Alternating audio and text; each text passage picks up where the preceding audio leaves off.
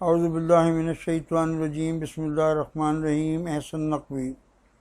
आज इंशाअल्लाह ताला हम CAIE का थर्ड पैसेज करने जा रहे हैं। आयतुल कुर्सी हमने की, सूरह अल-अनाम का एक पैसेज नंबर 2 हमने किया, और अब इंशाअल्लाह तीसरा पैसेज जो हम स्टार्ट कर रहे हैं, पेपर 1 है, क्वेश्चन नंबर 1 है, पैसेज नंबर 3 है।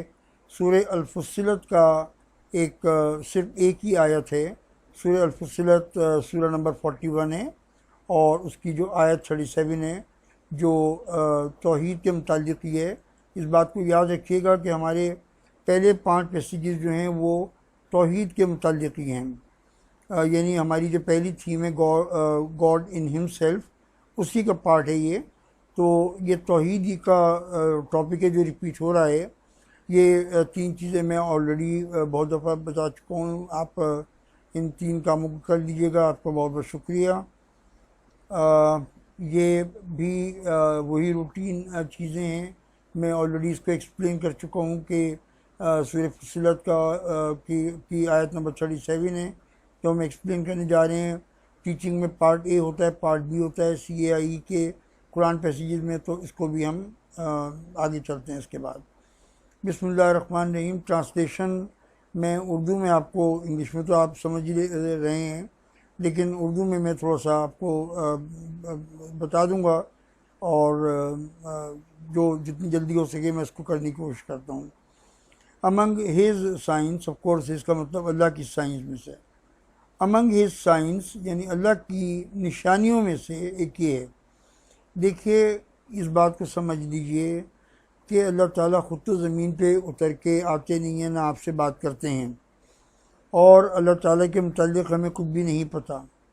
लेकिन सच ये है कि वो लोग जो लोग अपने दिमाग की आंखें खोल के रखते हैं और जो सोचते हैं, अक़ल वाले होते हैं, उनको अल्लाह ताला की ज़ात की जो निशानियां हैं वो जगह जगह बिखरी हुई नज़र आती हैं। कोई एक जगह नहीं है, जगह जगह हर कदम पे अल्लाह ताला की निशानियां फैली हुई हैं। हाँ, हमारी जो आँखें हैं वो जानवर की आँखें नहीं होनी चाहिए। जानवर जो है वो चीज़ को देखता है, सोचता नहीं है। इंसान एक चीज़ को देखता भी है और अपने दिमाग की आंखों से सोचता भी है। तो ये इस बात की ज़रूरत है कि हमें अपने दिमाग की आंखों को खुला रखना है, और अल्लाह की निशानियाँ जो जगह जगह फैली हुई हैं उनसे अल्लाह को पहचानना है। Among his signs are the night and the day. ये रात और दिन का आना और जाना। ये दिन अपने सूरज के साथ चमकदार तरीके से रोशन रहता है, और फिर रात आ जाती है और चाँद आपके सामने होता है और सितारे आपके सामने होते हैं। ये भी अल्लाह की बहुत बड़ी निशानी है। ज़ाहिर है कि इससे हम जाने कितने काम लेते हैं। आपके टाइमिंग्स का पूरा निज़ाम इससे चल रहा है, आपके प्लांट्स की ग्रोथ इससे चल रही है, आपकी ज़िंदगी इससे चल रही है। हम सोच भी नहीं सकते कि 24 घंटे के लिए दिन हो जाए कि 24 घंटे के लिए रात हो जाए। मर जाएंगे हम, ज़िंदा नहीं रह सकते इसमें। And the sun and the moon, और ये चाँद और ये सूरज भी तो अल्लाह की बहुत बड़ी निशानी है। आप लोग तो स्टूडेंट्स हैं, ज़रा सा जब आप पढ़ते हैं, देखते हैं वीडियोज़, आप रात दिन देखते हैं, नेशनल ज्योग्राफिक देखते हैं, आप और प्रोग्राम्स देखते हैं, यूट्यूब पे जाने कितने प्रोग्राम्स पड़े हुए हैं, आप देखें तो आपको पता चलेगा कि चाँद और सूरज अल्लाह की कैसी अजीब व गरीब निशानियाँ हैं। Adore not the sun and the moon. ये तुम लोग कैसे लोग हो कि तुम इबादत करते हो चाँद के सूरज की, चाँद के सूरज की इबादत करते हो? ऐसे लोग दुनिया में मौजूद हैं, जो अल्हम्दुलिल्लाह मुसलमानों को तो अल्लाह ने इससे बचा लिया है, लेकिन दुनिया में ऐसे लोग मौजूद हैं जो कि, और मौजूद थे पहले भी, जो कि चाँद और सूरज को देवता मानते थे और उसकी इबादत करते थे। तो अल्लाह ताला फरमाते हैं कि इबादत तुम करते हो चाँद और सूरज की, बट अडोर अल्लाह, बल्कि अल्लाह की इबादत करो। Who created them. अपनी अक़ल से काम लो कि आप ऑब्जेक्ट की इबादत करोगे या जिसने उस ऑब्जेक्ट को क्रिएट किया है उसकी इबादत करोगे। यानी कहने का मकसद ये कि अल्लाह ने चाँद, सूरज, सितारे, पूरा निज़ाम सब कुछ तो अल्लाह ने बनाया, और इबादत करने तुम बैठ जाते हो अल्लाह की बनाई हुई मखलूक की। जैसे इंसान मखलूक है, जैसे फरिश्ते मखलूक हैं, जैसे जिन मखलूक है, ऐसी चाँद, सूरज, सितारे भी अल्लाह की मखलूक हैं, अल्लाह के पैदा किए हुए हैं। If it is him you wish to serve, if it is him you wish to serve का मतलब ये हुआ कि अगर तुम वाकई अल्लाह की इबादत करने में इंटरेस्टेड हो तो फिर तुम अल्लाह की इबादत करो, इन ऑब्जेक्ट्स की इबादत मत करो। हाँ, अगर तुमने अपनी अकल की आंखें बंद कर दी हैं, ज़िद कर ली अल्लाह ताला की ज़ात से कि हमें तो इबादत करनी ही नहीं अल्लाह की, हमें तो अल्लाह को मानना ही नहीं है, तो ठीक है, जो चाहो करो, फिर तो जो चाहो करो, फिर तो तुम्हें मौत के बाद ही मालूम होगा कि तुम क्या करके आए हो। If it is him you wish to serve का मतलब यही हुआ कि अगर तुम वाकई वाकई ये नियत रखते हो कि अल्लाह की इबादत की जाए और अल्लाह की परस्तिश की जाए, तो उस सूरत में तुम ये सोचो कि ये जो चाँद, सूरज, सितारे और देवता और पत्थर और मरे हुए इंसान और ज़िंदा इंसान, ये सब क्या है? तमाशा। सिर्फ और सिर्फ अल्लाह की इबादत करनी है। मैं आपको बार बार कह रहा हूँ, तौहीद का मतलब ये है कि अल्लाह ताला बार बार आपको ये सबक पढ़ा रहे हैं, जगह जगह कुरान के हर समय पे सबक पढ़ा रहे हैं कि देखो अल्लाह के अलावा किसी और की इबादत मत करना, मेरे पास मरने के बाद इस हालत में मत आना कि तुम शिर्क में लिथड़े हुए हो, शिर्क में इन्वॉल्व हो और फिर मुझसे माफ़ियाँ मांगने बैठ जाओ, मैं माफ़ नहीं करूँगा। आगे चलते हैं टीचिंग्स पे। देखिए, टीचिंग में दो पार्ट आपको मालूम ही है। ए पार्ट को, ए पार्ट में जैसे मैंने आपको बताया,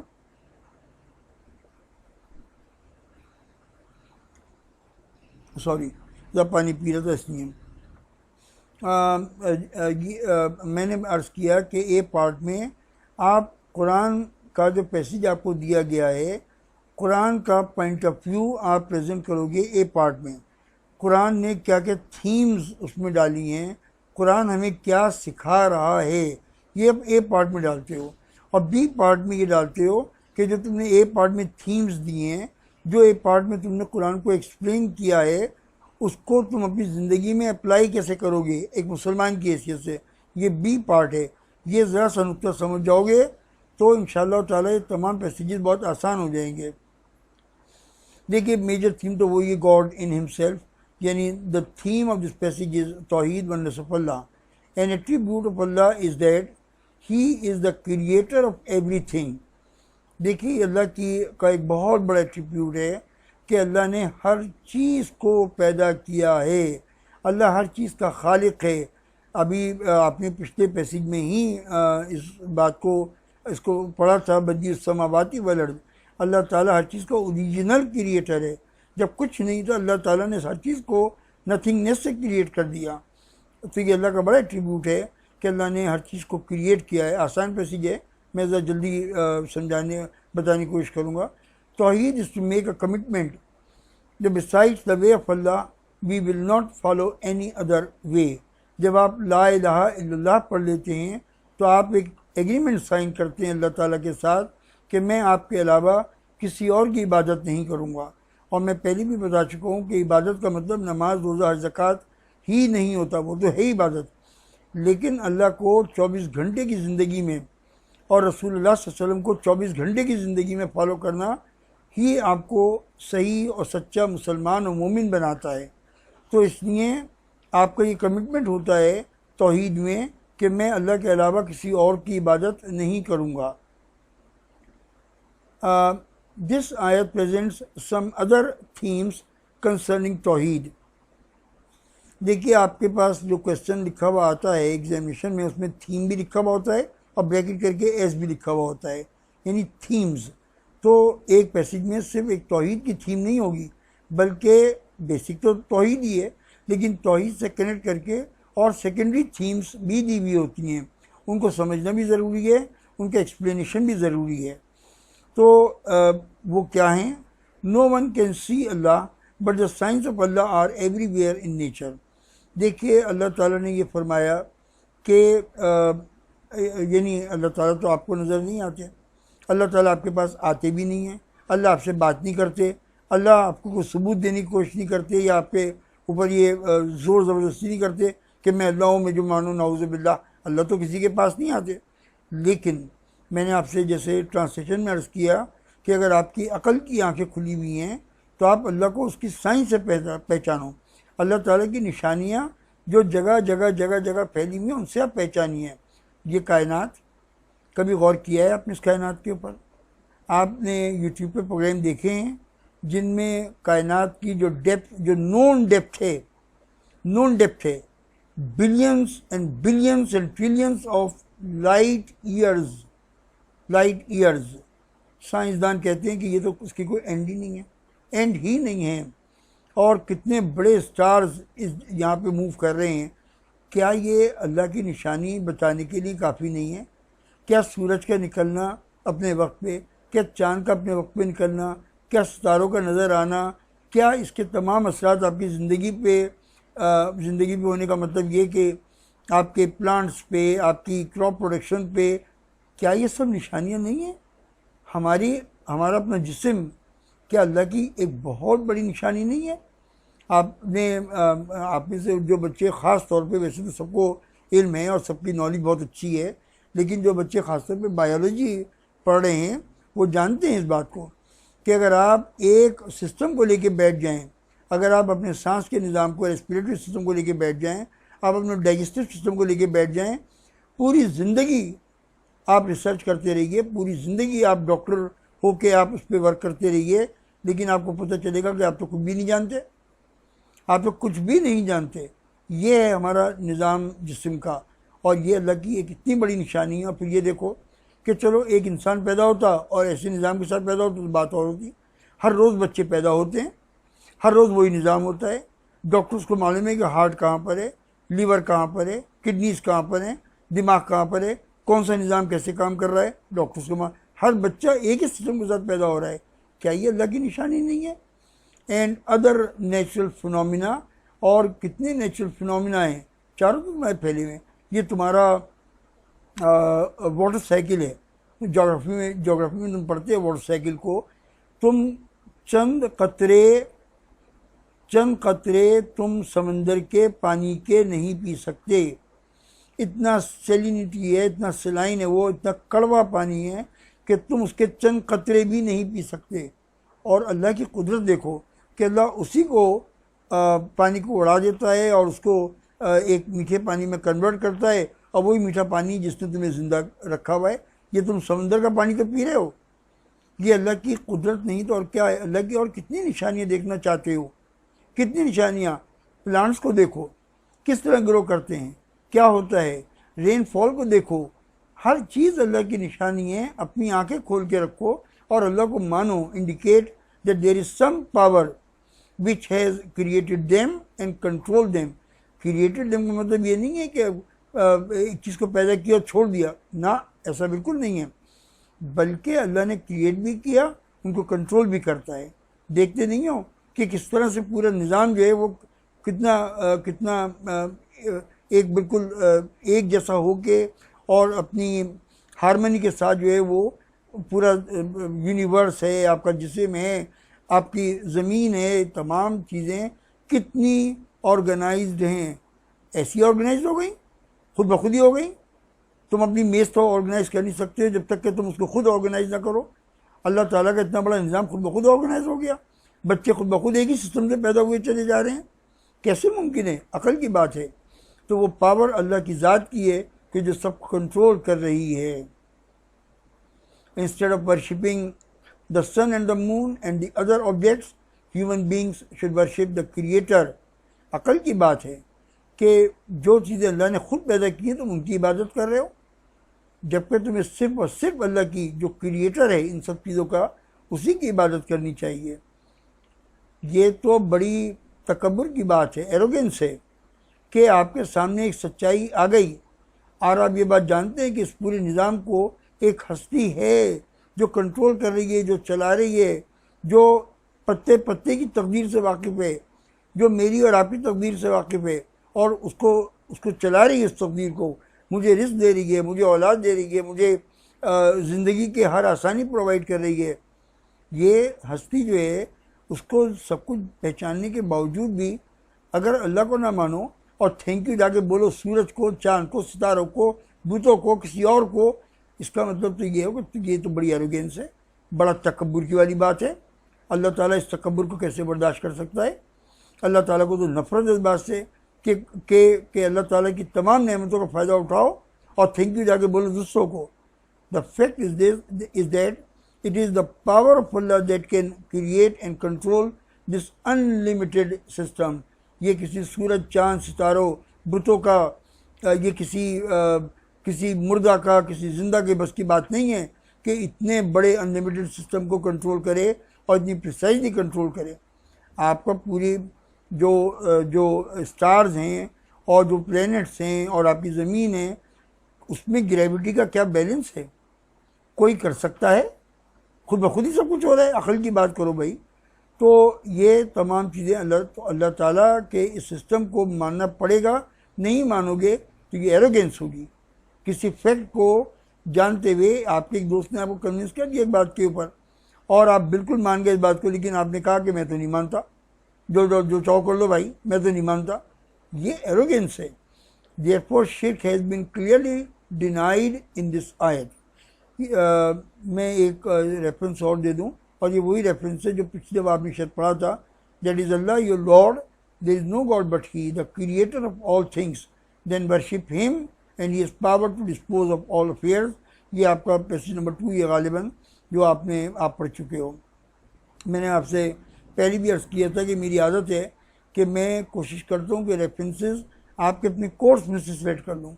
छोटे छोटे रेफरेंसेस होते हैं और ट्रांसलेशन आप पढ़ते रहते हो, याद हो जाती है, तो एग्जामिनेशन आसान हो जाता है।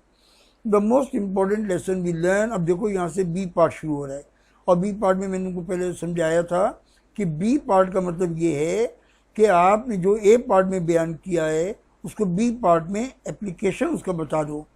The most important lesson we learn is to avoid शिर्क इन एनी पॉसिबल वे। ये मैं एक्सप्लेन कर चुका हूँ। और शिर्क is the worst crime in the sight of Allah. इससे बड़ा जुर्म कोई अल्लाह के नज़दीक है ही नहीं। अल्लाह फरमाते हैं कुरान के अंदर सूरह अल-माइदा आयत नंबर 72 का ये कोड दिया हुआ है, इंडीड हूसोएवर कमिट्स शिर्क, इंडीड बेशक नो डाउट, अगर कोई आदमी शिर्क कमिट करता है हम उसके लिए जन्नत को हराम कर देंगे। फॉरबिडन फॉर हिम, आपका दाखिला नहीं हो सकता जन्नत में अगर शिर्क करोगे। And his destination is hello, और उसका ठिकाना ये है कि वो जहन्नम में जाए, आग में जले। And cruel will find no help, और जालिम अल्लाह के नज़दीक वो हैं जो अल्लाह की वहदानियत से, जो अल्लाह के हुक्म मानने से इनकार कर दें, अपनी मर्ज़ी पे चलें, वो जालिम है अल्लाह के लिए। तो वो जालिम जो हैं उनको कहीं से कोई मदद नहीं मिलेगी, ना उनके बुत उनके काम आएंगे, ना उनके चांद सूरज सितारे उनके काम आएंगे, ना उनके वो खुदा काम आएंगे जिनकी वो पूजा करते थे अपनी ज़िंदगी में। अल्लाह ताला उनके साथ बहुत सख्ती का मामला करेगा। ये एक इम्पॉर्टेंट कोड था। एक और टीचिंग हमें मिलती है बेटा इसमें कि Allah also teaches us to use our common sense. और एक और टीचिंग ये कि भाई अपना कॉमन सेंस इस्तेमाल करो, अपनी अकल इस्तेमाल करो, which demands that we should worship the creator and not the creation. The creation of created goods जो अल्लाह ने पैदा किए हैं वो उनकी इबादत नहीं करनी है आपने। We also learn that we should not be obstinate when we come to know about the reality of a matter। अगर आपके दोस्त ने आपको फैक्ट्स और फिगर से एक बात पे कन्विंस कर लिया तो भाई इसकी बात मान जाओ, बजाय इसके कि मैं तो नहीं मानता। ये कोई और अल्लाह के साथ ये रवैया रखना कि सब कुछ कन्विंस होने के बाद आप कहोगे मैं नहीं मानता, ये तो बहुत बड़ा जुल्म है ये। We should support the truth and recognise it. Allah की बात सच्ची है बिल्कुल और हम उसको बिल्कुल मानते हैं। यही इसमें आप सीखते हो। यहाँ पे मैं एक और कोट दे रहा हूँ, और ये भी आपके जो थर्ड थीम है प्रॉफिट्स की उसमें से लिया है मैंने, और ये इंशाल्लाह हम पढ़ेंगे बाद में। इब्राहीम अलैहिस्सलाम सेड टू हिज नेशन, आप इब्राहीम अलैहिस्सलाम ने अपनी कौम से साफ साफ कह दिया, for me I have set my face firmly and truly towards him. मैंने अपना चेहरा उस ज़ात की तरफ कर लिया है, सच्चाई की तरह से अपनी उस ज़ात की तरफ कर लिया है, who created the heavens and the earth and never shall I give partners to Allah. मैं ये अहद करता हूँ कि मैं अल्लाह के साथ कोई पार्टनर नहीं बनाऊँगा, मैं हरगिज़ शिर्क नहीं करूँगा। सूरह नंबर 6 आयत नंबर 79। ये लास्ट थीम है आपकी जो मिलेगी। वी लर्न, एक और सबक हमें मिलता है, that Muslims should ask help only from Allah. जब अल्लाह ही सब ताकत है तो किसी और से मांगने का सेंस क्या है? या कनाबुद व या कनस्तईन, अल्लाह हम आपकी ही इबादत करते हैं, अल्लाह हम आपसे ही मदद मांगते हैं। कोई रीज़न नहीं है कि आप किसी और से मदद मांगें। आपका टाइम देने का बहुत बहुत शुक्रिया। सब्सक्राइब कर लिएगा। अल्लाह ताला आप सबको और आपकी फैमिलीज़ को खुश रखे। Thank you.